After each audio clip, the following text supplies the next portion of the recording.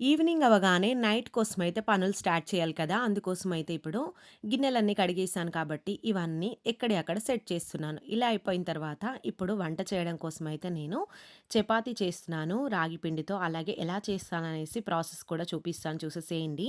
ఈ విధంగా పచ్చిమిర్చి, ఉల్లిపాయలు ఈ విధంగా చిన్నగా తరిగేసిన తర్వాత ఇందులోకి సన్నగా తరిగిన కరివేపాకు, అలాగే కొత్తిమీర కూడా మంచి స్మెల్ అయితే వస్తుంది. ఇప్పుడు పిండయితే యాడ్ చేసుకుందాం. ప్యాకెట్‌లో పిండి, రాగి పిండి యాడ్ చేశాను నేనైతే.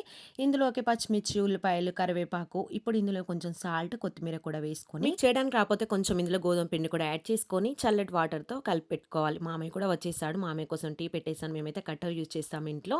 ఇప్పుడు పాలిథీన్ కవర్‌కి కొంచెం ఆయిల్ అప్లై చేసుకొని ఈ విధంగా చక్కగా ప్రెస్ చేయండి. పాన్ కొంచెం వేడైన తర్వాత పాన్ పైన వేసేసేయడమే. ఒకటి కాలేంత వరకి ఇంకొకటి కూడా ప్రిపేర్ చేయొచ్చు. మీరు కావాలంటే చేత్తో కాకుండా చపాతీ కర్రతో కూడా ప్రిపేర్ చేయొచ్చు. ఆయిల్ అప్లై చేసుకొని ఈ విధంగానే అన్నీ చేసేసాను నేనైతే. 7-8 అయితే వచ్చాయండి. చాలా మెత్తగా ఉంటాయి. రైస్ కూడా పిల్లలకు పెట్టేసాను. ఇంకా మా చిన్నోడికి తినబెట్టేసిన తర్వాత ఇంకా నేను కూడా తినాలి కదా! అందుకోసమైతే ఇందులోకి తోటకూర పచ్చడితో లాగించేస్తున్నాను.